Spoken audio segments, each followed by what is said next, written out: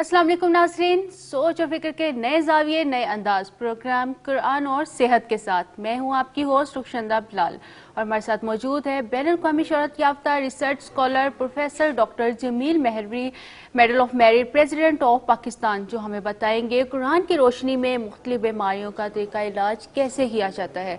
जैसा कि आज का हमारा टॉपिक जो है वो पेन से रिलेटेड यानी दर्द से रिलेटेड है। दर्द नाज़रीन कोई भी हो, चाहे सर का दर्द हो, कमर का दर्द हो या जोड़ों का दर्द हो, दर्द आखिर दर्द होता है और इसका हल हम ये निकालते हैं कि 2 गोली हमने टैबलेट ले ली और फौरी तौर पर हमने दर्द जो है वो भगा दिया। लेकिन क्या कभी ये हमने सोचा है कि 2 गोली टैबलेट जो है क्या वो दर्द का हल है? क्या वो दर्द को हमेशा के लिए खत्म कर देगी? आज हम इसी बारे में बात करेंगे डॉक्टर साहब से कि क्या इसके 2 गोली टैबलेट लेना जो है ये नुकसानदेह है, इसके नुकसान क्या है, इसके फ़वाइद क्या है, इस सिलसिले में हम बात करेंगे डॉक्टर जमील महरी से। अगर हमारे टॉपिक से रिलेटेड आप कोई भी क्वेश्चन करना चाहते हैं तो स्क्रीन पर दिए गए नंबर पर आप हमें लाइव कॉल कर सकते हैं और डॉक्टर साहब से आप अपना सवाल जो है वो कर सकते हैं। जी अस्सलाम वालेकुम डॉक्टर साहब। वालेकुम सलाम। जी सर, कैसे हैं आप? अल्लाह का बड़ा एहसान है। जी डॉक्टर साहब, ये जो हम बात कर रहे हैं आज दर्द के हवाले से, ख्वाह वो सर का दर्द हो, घुटनों का दर्द हो या दांत का दर्द ही क्यों ना हो, तो इसके लिए हम फौरी तौर पर हल ये निकालते हैं कि 2 गोली हमने टैबलेट ले ली और दर्द को भगा दिया। तो क्या ये ठीक होता है? मतलब अगर मुसलसल दर्द आपकी बढ़ती जा रही है और मुसलसल आप मेडिसिन का इस्तेमाल कर रहे हैं तो क्या ये हमारे लिए ठीक होता है? क्या इसके साइड इफेक्ट्स क्या हैं? मतलब इसके बारे में आप क्या कहेंगे? जो बेल की आवाज आती है उसका मतलब ये होता है कि बाहर डोर के ऊपर कोई मौजूद है, तो हम जाके देखते हैं।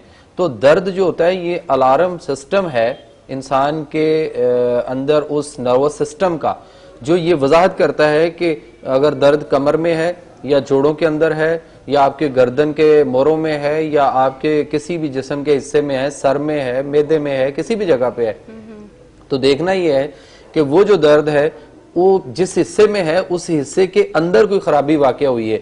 हम क्या करते हैं कि हम उस खराबी को देखते ही नहीं है या उसके रीजन को, रूट कॉज को तलाश नहीं करते, इन्वेस्टिगेट नहीं करते और उसकी ट्रीटमेंट हम कोई नहीं कर रहे होते। रिजल्ट क्या आता है कि हम बाहर से जो दर्द की दवाई लेते हैं वो दर्द की दवाइयां जो है वो हमारे नर्वस सिस्टम में जाके उस अलार्म सिस्टम को महसूस करने वाली सलाहियत जो है वो दब जाती है, जिसकी वजह से ये होता है कि दर्द तो हो रही होती है एज इट इज उसी तरह से, लेकिन हम उस दर्द को महसूस नहीं कर रहे होते कि हम उसके लिए हम समझते हैं कि हमारे 4-6 घंटे जो है बहुत अच्छे गुजरे। ये बाज़ औक़ात होता है कि आधे सर का दर्द जो होता है, ठीक है, ये क्या है और ये कितने वक्फे से होता है? इसका दुरानिया मतलब कितना रहता है? कितने आधे सर का दर्द जो है ये दर्द शकीका इसको कहते हैं, माइग्रेन पेन होता है और ये ज्यादातर इसकी जो अलामात हैं उसमें एक तो ये हाफ आधे सर का दर्द होगा और दूसरा ये है कि ये सुबह सूरज जैसे निकलता है तो उसके साथ साथ ये दर्द शिद्दत इख्तियार करता है और जब सूरज जरा सवा नेज़े पे आ जाता है तो उसके बाद दर्द जो है ये कम होना शुरू हो जाता है। लेकिन हर आधे सर के दर्द को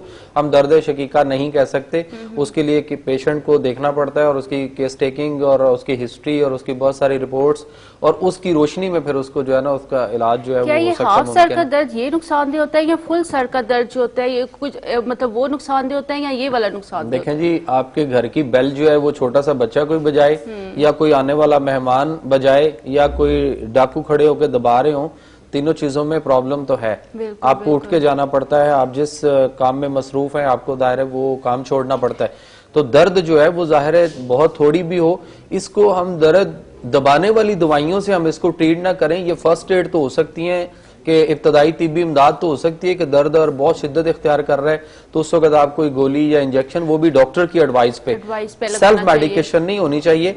और दूसरा यह कि हमें उसको परमानेंट ट्रीटमेंट नहीं बना लेना चाहिए, जिसका नुकसान ये होगा कि बाद में हमारा नर्वस सिस्टम जो है ना वो सुन्न होना शुरू हो जाता है, कभी बेदार हो गया, कभी सुन्न हो गया और बाद में फिर हम देखते हैं कि पैरालाइज अटैक, फॉलेज का, पोलियो का, क्या ये जो दर्द है आधे सर का दर्द या फुल सर का दर्द जो होता है ये क्या आंखों पे भी इफेक्ट करता है? जाहिर है जी वो आंखों पे भी इफेक्ट करेगा, उसके बाद आपके पूरे जिस्म पे, आपके हार्ट पे, आपके नर्वस सिस्टम पे। आप ये देख लेना कि जिसको शिद्दत से सर दर्द हो उसके बाद कुछ नहीं मतलब कर आईसाइट अगर आपकी बहुत ज्यादा वीक है तो क्या इससे रिलेटेड ये भी समझ लेते हैं कि सर में बहुत ज्यादा पेन रहती है और ये इफेक्ट करी आपकी आंखों पे? क्या ऐसे होता है कि मतलब सर की दर्द जो है उसको रीजन हम बना लें? सर की दर्द जो है वो आंखों पे भी इफेक्ट कर सकती है। और एक और भी चीज होती है कि बहुत सारे लोग जो है ना वो अपना आई साइट टेस्ट नहीं करवा रहे या नहीं करवा रहे होते, तो उनकी आई साइट जो है वो वीक हो रही होती है, जिसकी वजह से भी सर दर्द हो रहा होता है। और सर दर्द होने की वजह जो है वो कॉन्स्टिपेशन, कब्ज भी हो सकती है, मैदा भी हो सकता है, गैसेज और तेजाबियत और एसिडिटी भी हो सकती है, टेंशन भी हो सकती है, नींद का पूरा ना होना जो है वो भी हो सकता है। तो हम तो यहाँ पे रीजन वगैरह को तो देख ही नहीं रहे कि मसला क्या था, किस वजह से हुआ। हम तो सिर्फ ये पकड़ते हैं कि हमने कोई भी, हमें ये याद होगी हुई है कि हमने नीले पत्ते वाली या सब्ज पत्ते वाली या तलवार मार का या शेर मार का या कौन सा मार का, हमने मार के याद है, नाम याद नहीं है, हम वो गोलियां पकड़ते हैं और सेल्फ मेडिकेशन करते हैं। अक्सर लोग कुछ ये कहते हैं कि सर में बहुत ज्यादा दर्द हो रहा है, उसकी वजह से उनके बाल जो है वो बहुत ज्यादा व्हाइट हो गए हैं, कि सर के दर्द की वजह से उनके बाल या तो गिर जाते हैं या बहुत ज्यादा व्हाइट हो जाते हैं। क्या ये भी रीजन होती है इसकी? उसकी वजह यह है कि जिन लोगों के अंदर बलगम रेशा केरा की प्रॉब्लम होगी तो जाहिर है उनके दिमाग के अंदर जो रेशा बलगम केरा जो है वो ज्यादा बन रहा होगा, तो उनके नजला जुकाम, छींके आना, एलर्जी और इस तरह की प्रॉब्लम, कानों से रेशा का बहना, बाद में देखा है कि कानों के अंदर जो है वो सुराख होना शुरू हो जाते हैं, पर्दा फट जाता है, गल जाता है और उसके बाद उनके गले में केरा गिरता है। तो उनके अंदर जब बलगम ज्यादा होगी तो उस बलगम की ज्यादती की वजह से भी सर के बाल जो है वो सफेद होने की तरफ जाएंगे और सर दर्द और उसके मसाइल उस वजह से भी आएंगे। तो इससे आप एहतियाती तदाबीर आप क्या कहेंगे? मतलब आपकी बहुत ज्यादा हेडेक आपको हो रही है, क्या एहतियाती तदाबीर? बाज़-औक़ात तो ये होता है हमारे घर में जो भी टैबलेट्स, आमसी टैबलेट्स होती हैं, कह देते हैं कि सर का दर्द ये टैबलेट्स खा लें और दूर हो जाएगा, लेकिन आप क्या बताते हैं कि ये एहतियाती तदाबीर करें एक कुरान की रोशनी में? देखें, पहले तो ये है कि मैं ये कहूंगा कि मैं सख्ती से कंडेम करता हूं इस बात को कि हमें सेल्फ मेडिकेशन बिल्कुल नहीं करनी चाहिए। हमें किसी मुस्तनिद और काबिल जो डॉक्टर मौलिज है उसको और अतायत और अताई जो डॉक्टर्स हैं उनसे हमें अवॉइड करना पड़ेगा। हमें बहुत पता है, बेहतर हम जानते हैं कि हमारे इलाके में, मोहल्ले में कौन सा डॉक्टर जो है वो डिस्पेंसर के तौर पे था या क्या था। ये जो पट्ठों को खिंचाव पड़ता है, पट्ठों का जो दर्द होता है या जोड़ों का दर्द होता है, ये कैसे और कब ये अटैक करता है इंसान की बॉडी के ऊपर? देखें जी, सबसे पहले तो हमें ये देखना है कि जो हम बात अभी कर रहे थे ना कि पेन किलर्स जो हम दवाइयां खा रहे होते हैं उनके साइड इफेक्ट क्या होते हैं। पैरासीटामोल, ब्रूफेन और पॉन्स्टोन का जो बेजा इस्तेमाल है ये जिगर की खराबी, यरकान, हेपेटाइटिस और उसके बाद गुर्दों के ऊपर बहुत इफेक्ट कर रहा है, जिसकी वजह से आप देख लें कि गुर्दे डायलिसिस तक जो है वो पहुंच रहे हैं। और इंग्लैंड के अंदर इन पेन किलर्स के ऊपर जब पाबंदी लगी 2009 के अंदर, 2008-2009 में, तो उस दौरान इनकी 38% जो जिगर की बीमारियां थी उनकी जो शरह तेजी से बढ़ रही थी वो नीचे आई। और हम यहाँ पे जो है ना वो उस तरीका इलाज से हम निकलने के बारे में सोच ही नहीं रहे। हम ये समझते हैं कि हमने वक्ती तौर पे कोई इंजेक्शन लगवा लिया या हमने कोई गोली खा ली तो हमें हमारे अगले 4-6 घंटे या 10-12 घंटे बहुत अच्छे गुजर जाते हैं। बट आप ये देखें कि एक वक्त में हमने जब दवाई शुरू की तो उस वक्त जो है वो हमें एक आध गोली थी, उसके बाद 2-4 गोलियां हो गई और फिर बढ़ता गया। लेकिन अब अगर हम मरीजों से पूछते हैं तो वो कहते हैं जी हमें 10-15-20 साल हो गए हुए हैं यही दवाइयां खा रहे हैं, बल्कि एक वक्त आता है कि ये पेन किलर असर करना भी छोड़ देती हैं। फिर उसके साथ जो है ना वो डॉक्टर्स उनको नशावर जो अद्वियात होती हैं रिलैक्स करने के लिए वो देना शुरू कर देते हैं। विटामिन साथ होते हैं, बट जिस वजह से दर्द जो हो रही होती है उसके रूट कॉज पे हम नहीं जा रहे होते। हम सिर्फ अलार्म को बंद करने की कोशिश में, दबाने के लिए सिर्फ हम तवज्जो करते रहते हैं। इनके साइड इफेक्ट जो है वो फिर आगे चल के नर्वस सिस्टम जो है ना उसके ब्रेक डाउन आना शुरू हो जाता है और फिर बाद में फालज की अटैक और उसमें फिर एक साइड का फालज, दूसरे साइड का फालज। पट्ठों को जो खिंचाव पड़ता है, ये क्या इसकी सिम्टम्स जो है ये स्ट्रेस होती है या इंटरनल प्रॉब्लम होता है इसका? आया कि ये इसकी रिपोर्ट्स चेकअप करवाना आपको जरूरी होता है बहुत ज्यादा जब आपको खिंचाव पड़ जाता है पट्ठों में? देखिए जी, स्ट्रेस भी इसकी वजह होती है, टेंशन भी इसकी वजह से है, ओवर वर्किंग, काम करना, हम गधे की तरह से लगे रहते हैं काम करने में और अपने रेस्ट और उस पर कोई तवज्जो नहीं देते। जी डॉक्टर साहब, इसके हवाले से हम बात करते हैं। एक लाइव कॉल लेते हैं। सुमेरा है लाहौर से। जी सुमेरा। जी हम पट्ठों के हवाले से बात करें, खिंचाव के हवाले से। उसमें यह है कि इंटरनली भी उसकी जो है ना वो पोजीशन होती है। इंटरनली यूं होता है कि जब हम देखते हैं ना कि मिजाज, हर बॉडी का एक टेम्परेचर है, उसका फ़ारेनहाइट भी है 98.4 और उधर 37 डिग्री सेंटीग्रेड भी उसका जो है ना बॉडी टेम्परेचर है। जिस्म के अंदर जब हम बादी चीजें ज्यादा खाते हैं या ठंडी चीजों का ज्यादा इस्तेमाल करते हैं तो हमारे पट्टों के अंदर सर्दी आना शुरू होती है। आपने देखा आजकल सर्दी का सीजन चल रहा है, तो आजकल जोड़ों के, पट्ठों के, खिंचाव के, दर्द के पेशेंट जो है उनकी अक्सरियत ज्यादा है बनिस्बत इसके कि जब हम गर्मियों में पहुंचेंगे जून जुलाई में, तो उस वक्त जो है वो मरीजों की कमी ऑटोमेटिकली हो चुकी होती है, क्योंकि उस वक्त मौसम जो होता है ना वो गर्मी तरी वाला होता है। जी बिल्कुल बिल्कुल। तो हमें उस पॉइंट ऑफ व्यू से इसको देखना चाहिए। इलाज जो है ना वो खास तौर पे ये जो इसमें जोड़ों के दर्द के गैंठिया के पेशेंट्स हैं, जिनके बिल्कुल हाथ पैर जो है ना वो मुड़े हुए होते हैं, टेढ़े हुए होते हैं, जोड़ों पे वर्म आ चुका होता है, स्वेल कर गए होते हैं, या जोड़ों के अंदर उनके जो है ना वो रतूबात जो है वो कम होने की वजह से उसमें रगड़ पैदा होती है और आवाजें आती हैं, तो इन सारे मरीजों का इलाज, और ये मरीज जो क्रॉनिक डिसेबिलिटी का शिकार हो चुके हुए हैं, खासतौर पे फालिज से हैं या पट्ठों के खिंचाव से हैं या मस्कुलर डिस्ट्राफी है या मायोपैथी है या ALS है या MND है, ये सारे मरीज जो है ना ये फिर से चलने फिरने के काबिल हो सकते हैं, बशर्ते कि इनका फितरी तरीका इलाज के मुताबिक इलाज किया जाए। बात करते हैं, एक लाइव कॉल लेते हैं। मिसेज जाज हैं लाहौर से। जी अस्सलाम वालेकुम। वालेकुम सलाम। जी क्या पूछेंगे? मुझे डॉक्टर से पूछना है कि मैं, शुगर है मुझे 5 साल से, कंट्रोल है लेकिन है, और उसके साथ BP भी मेरा हाई होता है और मेरा वेट भी ज्यादा है। मैं डॉक्टर साहब से मिलना चाहती हूँ, अगर उनके क्लिनिक में मिलेंगे या यहाँ पर कुछ बताएंगे? जी बहुत बहुत शुक्रिया आपका। ये हमारे प्रोडक्शन डिपार्टमेंट से आप हमारा नंबर ले सकती हैं। बहुत बहुत शुक्रिया आपका कॉल करने का। वैसे ये कि हमारी स्क्रीन पर भी आपका डॉक्टर साहब का भी नंबर आ रहा है और लाइव कॉल के लिए भी आपको नंबर आया, वहाँ से ले सकते हैं। जी डॉक्टर साहब।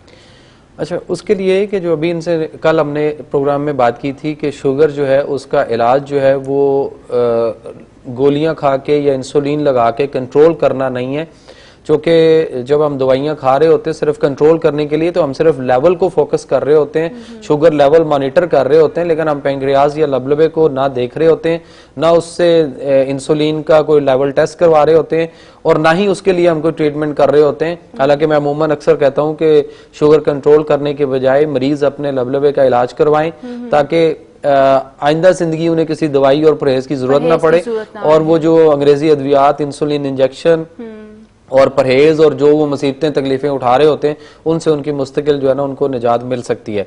अच्छा, हम बात कर रहे थे दर्द के हवाले से। अब दर्द जो है ना इसके भी 2 तरीके इस वक्त जो है ना वो हो रहे हैं इलाज के हवाले से। एक है फितरी तरीका इलाज और दूसरा है गैर फितरी तरीका इलाज। और आजकल तो ऐसे ही हो गया है कि फितरी तरीका इलाज से तो हम बिल्कुल दूर हो गए, वाकिफ ही नहीं है इससे, ना जानते ही नहीं है कि फितरी तरीका इलाज क्या है। फितरी तरीका इलाज वो है जो आपको कुरान की रोशनी के मुताबिक अल्लाह के बताए हुए उस रास्ते पर ले जाकर अल्लाह से शफा दिलाएगा, क्योंकि अल्लाह ताला ने इंसान को अपनी फितरत यानी कानून फितरत पर पैदा किया और उसको सीधा रास्ता दीन जिंदगी करने का तरीका दिया। ये सूरह रूम की आयत नंबर 30 है। हम एक लाइव कॉल लेंगे। अब्बास से हैं मुल्तान से। जी अब्बास। अस्सलाम वालेकुम। वालेकुम सलाम। जी मेरा मसला ये है कि मुझे रात को नींद नहीं आती, जब तक नींद की टैबलेट ना खाऊं नींद नहीं आती। कोई डिजीज भी नहीं है किसी किस्म का और कोई मसला नहीं है, इसकी क्या वजह है? कितने अरसे से ऐसा हो रहा है? तकरीबन 2-3 मंथ से। 2-3। और ये गोली आपको किसने एडवाइस की थी? ये डॉक्टर ने दी थी मुझे लिख के। चलें ठीक है, बहुत बहुत शुक्रिया आपका। अब प्रोग्राम देखें, अभी हम आपको जवाब देते हैं। जी देखें जी, सबसे पहले तो ये है कि हमें जो हम बात पहले कर रहे थे ना कि पेन किलर्स या ये जो नशावर और रिलैक्स करने वाली दवाइयाँ ये सारी जाके नर्वस सिस्टम को सुन करती हैं। आप इसके आदी हो रहे हैं और एडिक्ट हो जाएंगे इस दवाई के, और फिर आपको इससे दवाई से जान छुड़ाना मुश्किल हो जाएगा। आप ये रीजन देखें कि आपको नींद क्यों नहीं आ रही, और क्या आप अल्लाह के अहकामात और उसके मुताबिक क्या 5 वक्त नमाज पढ़ते हैं, क्या आप कुरान की तलावत करते हैं, और जो भी आप काम कर रहे हैं उसको देखें कि उसमें आपका रिज़्क जो है वो हलाल कितना है और हराम का अंसर कितना है, और फिर रिज़्क़ हलाल को रिज़्क़ तैयब, रिज़्क़ करीम, रिज़्क़ हसना करें, और दूसरों के जो हकूक है ना उन हकूक को पूरा करने के लिए आप पहले कोशिश करें। और कुरान को जब आप रात को नींद नहीं आ रही होती तो आप कुरान को पहले बैठ के तर्जमे के साथ उसको तलावत करें और उसको समझने और गौर फिक्र करने की कोशिश करें। तो ऑटोमेटिकली आप रिलैक्स होंगे। इन गोलियों से तो आपका मैदा, जिगर और बहुत कुछ नुकसान होगा। बहुत कुछ नुकसान होता है। बिल्कुल, बहुत अच्छी बात कही डॉक्टर साहब ने। जी डॉक्टर साहब, एक लाइव कॉल लेते हैं। हुमैरा है हमारे साथ लाहौर से। जी हुमैरा। डॉक्टर साहब। वालेकुम सलाम। जी डॉक्टर साहब, मैंने ना आपसे सवाल पूछा था। मेरे 4 ऑपरेशन हुए हैं बड़े जी बच्चे, तो मेरा पेट बहुत बड़ा हो गया और फूले भी पीछे से। ठीक है, मैंने आपसे इसका मसला पूछना था। मैंने दवाई मेडिसिन कोई नहीं इस बारे में ली थी। ठीक हो गया। ठीक है, बहुत बहुत शुक्रिया आपका। जी डॉक्टर साहब क्या कहेंगे? अच्छा, ये देखें कि यहाँ पे ये बात आ रही है कि 4 ऑपरेशन हुए। बात ये है कि ये 4 ऑपरेशन क्यों किए गए, उसकी रीजन सिर्फ एक ही थी कि अगर ये फितरी तरीका इलाज के मुताबिक अपनी लाइफ गुजारते ड्यूरिंग प्रेगनेंसी, जब इनको सिजेरियन ये तो हो जाता है। सिजेरियन क्यों हो जाता है ना, मतलब सिजेरियन तो इसलिए करते हैं कि हमें उससे कम से कम 50, 60, 70 हजार रुपया, लाख रुपया, 1.5 लाख रुपया, 2.5 लाख रुपए की डिलीवरियां लाहौर के अंदर होती हैं। और क्या फितरत जो है वो किसी जीर शऊर की विलादत के लिए ऑपरेशन का तज़किरा करती है? बिल्कुल नहीं करती। और हम इंसान जो है ना वो सिर्फ डॉक्टरों के बहकावे में आते हैं कि जी बच्चा उल्टा है, बच्चा इस तरह से है और बच्चा कमजोर है, माँ की पोजीशन ये नहीं है। अल्लाह ताला को देखें कि कितनी और मखलूकात हैं, जानवर कितने हैं। वो जानवर जो हमने देहातों में अपने रूरल एरियाज के अंदर घरों में रखे हुए हैं, क्या वो बच्चे पैदा नहीं कर रहे? क्या उनके बच्चे उल्टे और सीधे और उनके मसाइल कभी हम उनको लेके गए कुछ सिजेरियन करवाने के लिए? इंसान का पेट इसलिए काट रहा है कि उसको सिर्फ इस वक्त पैसे की हवस पड़ी हुई है। आप फितरी तरीका इलाज के मुताबिक वापस देसी घी पे आ जाएं, आप पंजीरियों पे आ जाएं, आप उन खुराकों पे आए जो अल्लाह ताला ने आपको कुदरती तौर पे पैदा की हैं। हम इस वक्त जो है वो करते क्या है कि लेडी डॉक्टर के पास गए, उसने बहुत सारे विटामिन और हमें कैल्शियम और उन चीजों का बेजा इस्तेमाल करवाना शुरू करवा दिया, जबकि वो हम फितरी तरीका इलाज की तरफ नहीं जाते। आप उस खातून को रोजाना 3-4 किस्म का मुख्तलिफ फल जो है वो अगर उसको रोजाना बदल बदल के आप 9 मंथ उसकी प्रेगनेंसी में दें तो ज्यादा अच्छी तकवीयत मिलेगी। जैसे वो कह रही है कि उनका पेट बहुत ज्यादा बढ़ गया, इसके लिए आप क्या सजेस्ट करेंगे? इसके लिए ये है कि अब इनको देखना पड़ेगा कि पेट जो होता है ना बढ़ना, या कूलों का बढ़ना या मोटापे का आना, इसकी 3 इकसाम होती हैं। एक होता है चर्बी वाला मोटापा होता है, एक होता है तेजाबियत वाला होता है और एक होता है स्वेलिंग वाला। अब ये विजिट देंगे मेरे पास, मेरे हॉस्पिटल में आए, मैं डिफेंस पे मेन बुलेवार्ड पे उसवा हेल्थ ट्रस्ट में बैठता हूँ, तो वहाँ ये राब्ता करके आ सकते हैं, चूंकि इनकी रिपोर्ट्स भी देखनी पड़ेंगी, प्रीवियस हिस्ट्री, और खासतौर पे इन्हें खुद एग्जामिन करना पड़ेगा कि इनके मोटापे की किस्म कौन सी है। जी हमारे साथ लाइव कॉलर है, सुरैया है लाहौर से। जी सुरैया।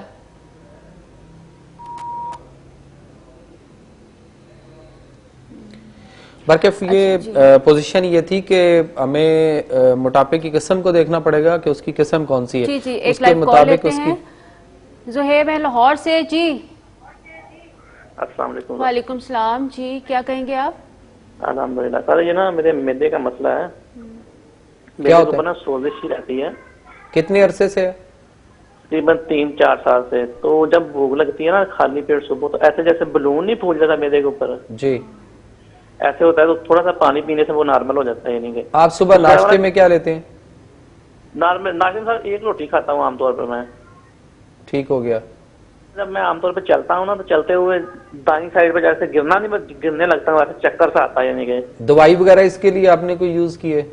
बहुत ज्यादा की नहीं, कोई फर्क नहीं पड़ता इससे। वो थायराइड का टेस्ट करवाया था तो डॉक्टर साहब कहते थे कि ये हाइपर हो जाता है, बात कहते हैं ये बीमारी नहीं है, इस तरह कुछ समझ नहीं आती है। नहीं ठीक हो गया। जी बहुत बहुत शुक्रिया आपका। जी देखिए, कल हमने बात की थी मैदे के हवाले से कि आप अदरक का एक टुकड़ा ले लें, अपने अंगूठे का पहला पोर कैवे का बताया था, और उसके बाद आप ½ टीस्पून जीरा सफेद ले लें और 3-4 टहनियाँ सब्ज पुदीने के लेके इसको 1 गिलास पानी में डाल के चूल्हे पर रख के कावा बनाएं, फौरी तौर पे आपको रिलीफ मिलेगा। बाकी ये चूंकि मसला इनका 3-4 साल पुराना ये बात कर रहे हैं, तो ये मुझे प्रोग्राम के बाद मेरे मोबाइल पे कॉल करके तो मेरा टाइम लेके हॉस्पिटल आ जाए, चेक करवाएं, मसला हल हो जाएगा। लेकिन फितरी तरीका इलाज पे होना है। गैर फितरी तरीका इलाज पे रहेंगे तो जो हम बात, आज का हमारा टॉपिक है वो भी यही है कि हम दर्द की दवाइयाँ, मतलब इनके मैदे में दर्द है तो मैदे के दर्द के लिए दवाइयां खाई जा रही हैं। कोई डॉक्टर ये नहीं देख रहा कि मैदे का दर्द और उसकी एसिडिटी, और खास तौर पे जो हम पीछे खुराक खा रहे होते हैं वो खुराक कैसी है। दवाई बहुत अच्छी भी हो, तरीका इलाज बहुत अच्छा हो, डॉक्टर की इन्वेस्टिगेशन बहुत अच्छी हो, लेकिन अगर हम खुराक पे एज अ डॉक्टर मरीजों को तवज्जो नहीं दिलवाएंगे तो फिर मैं नहीं समझता हूँ कि फाका होगा। फिर यही होगा कि वक्ती तौर पे थोड़ा सा फर्क पड़ गया और उसके बाद फिर वही दवाई और वही डॉक्टर, वो नहीं तो कोई और डॉक्टर। तो हम ये ब्लेम करते हैं कि हम मेडिसिन खा रहे हैं फिर भी हम ठीक नहीं हो रहे, लेकिन इसके पीछे हम रीजन नहीं देखते कि हम खुराक क्या खा रहे हैं। नहीं, खुराक भी जो है वो मरीज को तो नहीं पता ना, वो तो इनोसेंट है। हमारे किसी देखिए हमारे किसी निसाब के अंदर खुराक के बारे में कोई ऐसी चीज नहीं है जो हमें हौनो दे रही हो कि हमने क्या खाना है क्या नहीं खाना। डॉक्टर्स को मैं चैलेंज करता हूं कि बहुत सारे डॉक्टर्स को ये नहीं पता है कि खुराक जो है ना मरीज के मिजाज के मुताबिक क्या होनी चाहिए। हम गोरे की उस थ्योरी को, कैलोरीज वाली को लेके हम फिर रहे हैं। अंडे की कैलोरीज को देखा जाता है, मुर्गी की कैलोरीज को देखा जाता है, लेकिन उसके अंदर जो उसका जो मिजाज है वो जिस्म के अंदर जाके यही मुर्गी जिसको हम व्हाइट मीट कह रहे होते हैं, ये बॉडी के अंदर व्हाइट पॉइजन का रोल अदा कर रही है। और उसके बाद ये कितनी तजाबियत करती है, इससे कितनी एसिडिटी होती है, उससे कितने मसाइल होते हैं, इनसे हेपेटाइटिस जो फैल रहा है या इनसे जो मैदे के मसाइल आ रहे हैं उस पर हमारी तवज्जो कोई नहीं है। तो डॉक्टर्स का काम है अपनी मैं ये समझता हूं कि इस वक्त जो है वो हमारे हेल्थ मिनिस्ट्रीज वगैरह को ये करना चाहिए कि तमाम डॉक्टर्स को जो है वो न्यूट्रिशनल पॉइंट ऑफ व्यू से, मिजाज के हवाले से जो खुराक तिब्ब नबवी के हवाले से जो बनती है या कुरान के हवाले से, उसको हमें फॉलो अप करना चाहिए और उसको डॉक्टर्स को बताना समझाना चाहिए, ताकि फिर हम समझ सकते हैं कि मरीजों को हम बेहतरी की तरफ ला सकेंगे और मरीज यही जो है ये इन बीमारियों से निजात हासिल कर सकेंगे। अदरवाइज हम चाहे फास्ती टीका जात लगाते रहें या हम कुछ भी करते रहें, हम घूम घुमा के उसी जगह पे। खुराक हमारी बेस करती है हमारी बॉडी को, जिस तरह से कि हम अपनी गाड़ी के अंदर फ्यूल जो है वो अगर खराब फ्यूल डलवाएंगे तो ऑटोमेटिकली इंजन खराब होगा। यहाँ हम खुराक जो है वो गलत खा रहे हैं, उस पर कोई तवज्जो नहीं। फौरन लेते हैं एक ब्रेक के बाद हम गुफ्तगू का सिलसिला जो है दोबारा जारी करेंगे।